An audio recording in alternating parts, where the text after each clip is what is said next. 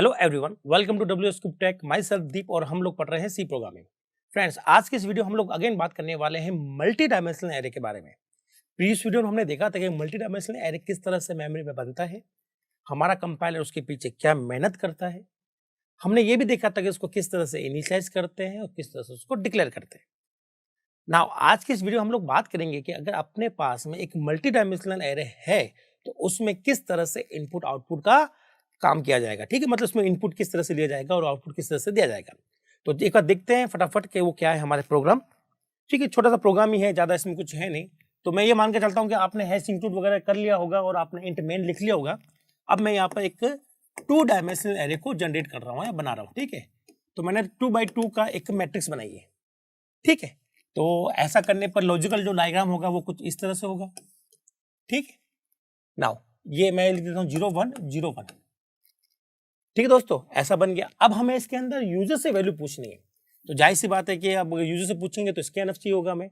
तो हमें यहाँ पर 4 बार वैल्यू लेनी है, तो 4 स्कैनफ की जरूरत नहीं है, हमें एक ही स्कैनफ लगाना है और उसको लूप में डाल देना है। तो कैसे डालेंगे, तो हमने लिखा 4। ठीक है, थोड़ा नीचे लिखता हूँ 4। मैंने लिखा j इक्वल टू 0 और j इज लेस देन 1 और j प्लस प्लस, इसको 2 कर देता हूँ। ठीक है, और फिर मैं यहाँ लिखता हूँ स्कैनफ। ये हालांकि इसकी रिक्वायरमेंट नहीं थी ब्रैकेट्स की, लेकिन हमने लगा दिया, कोई दिक्कत नहीं है। हमने लिखा एंड, और आप लोग जानते हैं कि ये पहला एलिमेंट का जो नाम है दोस्तों, ये नाम हमारे पास में है, या तो मैं यही लिख देता हूं। इसका नाम है a 0 0, फिर a 0 1, फिर a 1 0 और लास्ट में आ जाएगा a 1 1। ठीक है दोस्तों, नाउ अब यहां पर ये होता है कि आपको यहां पर नॉमिनेशन लिखने पड़ते हैं दोस्तों। आपको बताना पड़ता है कि आप यहां पर क्या करने वाले। मीन्स मैं आपको पहले ये समझ लेते हैं कि पहले वैल्यू किस में जाएगी। तो पहले वैल्यू जाएगी इसमें, तो सबसे पहले आपका यहां पर a 0 0 बनना चाहिए। तो हमने लिखा a। अब हमें यहाँ पर 2 पैरामीटर चाहिए दोस्तों। ठीक है, तो चलो मैंने j को यहाँ रख दिया, तो j तो मैंने ले लिया कॉलम के लिए, तो एक हमें चाहिए होगा रो के लिए। तो रो के लिए भी हमें एक लूप लिखना पड़ेगा, 4 i, ठीक है, इक्वल टू 0 और i लेस देन 2 और i प्लस प्लस। तो दोस्तों जब आप मल्टी डायमेंशनल में ले रहे हैं तो आपको 2 लूप लिखने पड़ते हैं। ये जो लूप है ये ऊपर वाला, ठीक है, ये हमारा रो के लिए, किसके लिए, रो के लिए, और ये जो है वो कॉलम के लिए है। ठीक है, और यहाँ हमने i और j काम में लिया, तो कहीं ना कहीं हमें i j भी डिक्लेयर करने पड़ेंगे। ठीक है, तो मैंने डिक्लेयर कर दिया। चलिए अब इसको चला के देखते हैं दोस्तों। तो होगा क्या, यहाँ पर हमारे पास में यहाँ लेंगे रो i के लिए और j लेंगे कॉलम के लिए। तो सबसे पहले आएंगे, यहाँ मैं i और j की वैल्यू लिखता भी रहूंगा, i और j। सबसे पहला है i की वैल्यू क्या हुई, 0 हुई। फिर हम लोग गए यहाँ से, मैं रेड पेन से चलाता हूँ, ठीक है, आपको दिखता भी रहेगा कि कैसा चल रहा है। तो i की वैल्यू 0 हो चुकी है। अब फिर जाएंगे हम लोग कंडीशन पर, 0 is less than 2, true. True होती है हम लोग नीचे आ जाएंगे। नीचे आते ही हमें j की वैल्यू क्या हो जाएगी, 0 हो जाएगी। फिर हम लोग जाएंगे कंडीशन पर, 0 is less than 2, true. True है तो हम लोग नीचे आ जाएंगे। तो इस समय हमें i और j की वैल्यू रखनी है। तो i और j की वैल्यू भी क्या आ रही है दोस्तों, 0 0। इसका मतलब पहला एलिमेंट किस में जाएगा, 0 0 में। तो यहाँ पर मैंने वैल्यू मांग ली, सपोज करो मैंने मांगा 10। ठीक है, फिर उसके बाद में ये लूप खत्म होगा, इंटरनल जो लूप है इनर वाला वो खत्म होगा। j की वैल्यू में इंक्रीमेंट होगा, j की वैल्यू हो गई 1। फिर जाएंगे कंडीशन पर दोबारा, 1 is less than 2, true. True है तो नीचे आ जाएंगे और यह बन जाएगा 0 और 1, 0 और 1। तो अगला जो एलिमेंट जाएगा वो जाएगा 0 1 में। तो 0 1 कौन है, ये रहा। इसको हम हटाते हैं और हम लोग कहते हैं यहाँ पर हमने वैल्यू ले ली 20। ठीक है, फिर जाएंगे वापस, ये लूप वापस ऊपर जाएगा, j की वैल्यू में फिर एक से बढ़ जाएगी। अब j की वैल्यू 2 हो चुकी है। फिर जाएंगे कंडीशन पर, 2 is less than 2, 2 is less than 2, false. False है तो हम लोग इस लूप से निकल गए, मतलब हम लोग यहाँ आ गए। फिर यहाँ से हम लोग उठकर जाएंगे ऊपर की तरफ और यहाँ i की वैल्यू 1 से बढ़ जाएगी। तो जो पहले 0 थी अब कितनी हो जाएगी, 1। फिर जाएंगे इस कंडीशन पर, 1 is less than 2, true. True है तो वापस नीचे आएंगे। जैसे वापस नीचे आएंगे दोस्तों, ये वापस क्या हो जाएगा, j की वैल्यू 0 हो जाएगी दोस्तों। बस आपको इतना समझना है, जो लोग बिगिनर है उनको ये समझ में नहीं आता कि जब हम लोग कंडीशन में, जब इस लूप से दोबारा घुसते हैं अंदर, जब इस लूप की दोबारा शुरुआत होती है तो j की वैल्यू क्या हो जाएगी, 0। ठीक है, फिर हम वापस आएंगे, 0 is less than 2, true. True है तो नीचे आ जाएंगे। अब हमें i और j की वैल्यू रखनी है, i की वैल्यू 1 है, j की वैल्यू 0 है, तो ये हो गया 1 0। 1 0 कौन है, ये वाला। अब इसमें वैल्यू आ जाएगी, वैल्यू आप कुछ भी डाल सकते हो, जो आप कीबोर्ड से डालेंगे वो यहाँ पे वैल्यू आ जाएगी फिर हम लोग वापस इसी से उठ के जाएंगे, इनर लूप चल रहा हमारा अभी, जे की वैल्यू 1 से बढ़ जाएगी, जे की वैल्यू 0 से 1 हो जाएगी। फिर जाएंगे यहाँ पर ऊपर, यहाँ आएगा 1 इज लेस देन 2 ट्रू, नीचे आ जाएंगे, ये बनेंगे आईओजे, आई जे क्या बनेंगे 1 और 1, तो ये बन गया A11। A11 कौन है, ये रहा। तो आपसे यहाँ पे एक वैल्यू मांगकर A11 में डाल देगा, सपोज करो आपने वैल्यू मांगी 40, ठीक है, वो यहाँ आ गई है। फिर आप वापस इंटरनल लूप को चलाएंगे, जे की वैल्यू फिर बढ़ जाएगी, जे की वैल्यू हो जाएगी 2।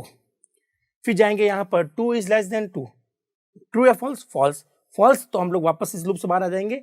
अब हम आउटर लूप में आ चुके हैं दोस्तों, आउटर लूप चलेगा, आई की वैल्यू में एक और इजाफा हो जाएगा, एक और से बढ़ जाएगा 2, फिर लिखेंगे 2 is less than 2, false, false है, तो हम लोग इस लूप से भी बाहर आ जाएंगे। तो दोस्तों आपने देखा कि हमें यहाँ पर 2 लूप चाहिए, पहला लूप हमेशा रो के लिए होगा और दूसरा लूप हमेशा कॉलम के लिए होगा। इस तरह से आप रो कॉलम यहाँ पर डिफाइन कर सकते हो और आपके पास में सारे एलिमेंट बन सकते हैं। रो हमेशा ऊपर क्यों आता है, क्योंकि हमारे जो सी है उसमें जो हम लोग मैट्रिक्स में वैल्यू डालते हैं, जो 2D में वैल्यू डालते हैं, वो होती है रो वाइज, ठीक है, रो मेजर आप लोग कह सकते हो कि रो मेजर है। तो पहले रो चलती है, फिर सारे कॉलम चलते हैं, फिर अगेन रो चेंज होती है, फिर सारे कॉलम चलते हैं, ये होता है रो वाइज, ठीक है, या फिर रो मेजर। तो पहले पूरी रो फिल होगी, देन ये रो फिल होगी। आई होप आपको ये समझ में आया होगा।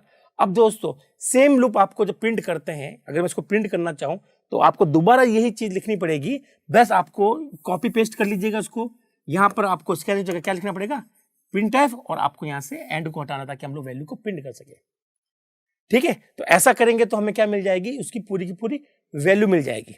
तो हमें यहाँ पर आंसर क्या मिलेगा दोस्तों, तो मैं एक बार इसको भी चला के देख लेता हूँ, ठीक है, आपको लिए दोबारा ये रिवीजन भी हो जाएगा, और मैं इसको साफ कर देता हूँ क्योंकि बहुत ज्यादा कचरा हो रहा है बोर्ड पर, ठीक है। तो मान के चलता हूँ कि आपने इनपुट ले लिया, दोस्तों बोर्ड पर जगह नहीं है तो मैं सारा इनपुट आउटपुट के लिए कोड यहाँ पर लिख नहीं लिख सकता, एक साथ में पॉसिबल नहीं है बोर्ड पर।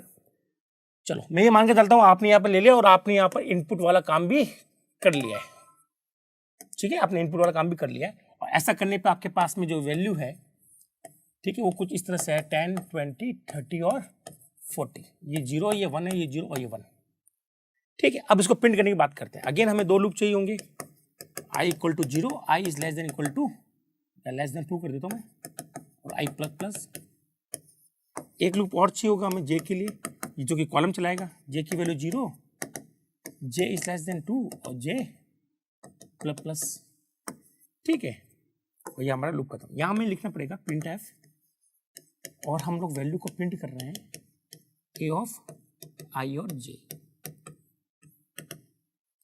ठीक है। चलिए शुरुआत करते हैं। सबसे पहले i की वैल्यू 0, j की वैल्यू, i की वैल्यू 0 ट्रू, नीचे है j की वैल्यू भी क्या हो गई 0, ठीक है। मैं रेड पेन यूज कर लेता हूँ ताकि आपको आसानी से समझ में आए। तो सबसे पहले i की वैल्यू 0 हुई, सर ये 0, 0 लेस देन 2 ट्रू, नीचे आ जाओ, नीचे आती j की वैल्यू भी क्या हो गई, ये 0 हो गई है, 0 is less than 2 true, true है तो नीचे आ जाओ, तो ये बनेगा 0 0, ठीक है। 0 0 की वैल्यू प्रिंट हो जाएगी, 0 0 की वैल्यू कितनी है 10, 10 हो गई प्रिंट, ठीक है। फिर ये लूप जाएगा ऊपर, j की वैल्यू 1 से बढ़ जाएगी, j की वैल्यू हो जाएगी 1, फिर जाएंगे इस कंडीशन पर 1 is less than 2 true, true है तो हम लोग नीचे आ जाएंगे और हम लोग i और j की वैल्यू रखेंगे, i की वैल्यू 0 चल रही है, इसकी वैल्यू 1 चल रही है, तो हो जाएगा 0 1, 0 1 बोले तो ये वाला, तो आपका 20 भी प्रिंट हो जाएगा, ठीक है। फिर जाएंगे ऊपर, j की वैल्यू 2 हो जाएगी, कंडीशन चेक करेंगे 2 is less than 2, false, false हो तो हम बाहर आ जाएंगे। अब दोस्तों मैं चाहता हूं कि अगला आंसर 30 40 से सामने आए, नीचे आ जाए, ठीक है, ताकि आपको मैट्रिक्स की फॉर्म में दिखाई दे। तो अगर मुझे नीचे लाना है, ठीक है, अगर अभी कुछ नहीं करूंगा तो 30 40 यहाँ प्रिंट होंगे, मैं चाहता हूं कि वो नीचे प्रिंट हो, इस मैट्रिक्स की फॉर्म में दिखाई दे। तो हमें क्या करना पड़ेगा, जैसे इस लूप से बाहर आएंगे हम लोग, हमें यहाँ पर एक प्रिंट एफ लगा देते हैं, क्या लगा देते हैं दोस्तों, प्रिंट एफ, प्रिंट एफ, और हमें यहाँ पर लाइन चेंज कर लेते हैं बैकस्लैश एन से, ठीक है। तो क्या होगा दोस्तों,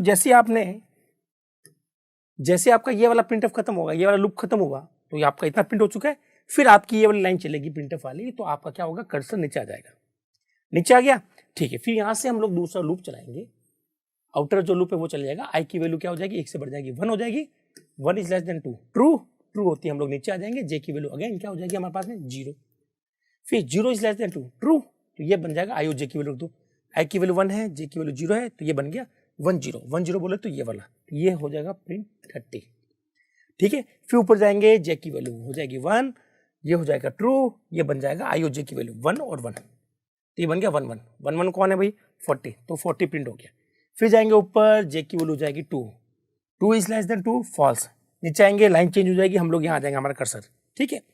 फिर जाएंगे ऊपर, आई की वैल्यू 1 से बढ़ जाएगी, आई की वैल्यू होगी 2, 2 इज लेस देन 2 फॉल्स, बाहर आ जाएंगे। जब बाहर आएंगे तो हमें इस तरह का आउटपुट दिखाई देगा दोस्तों।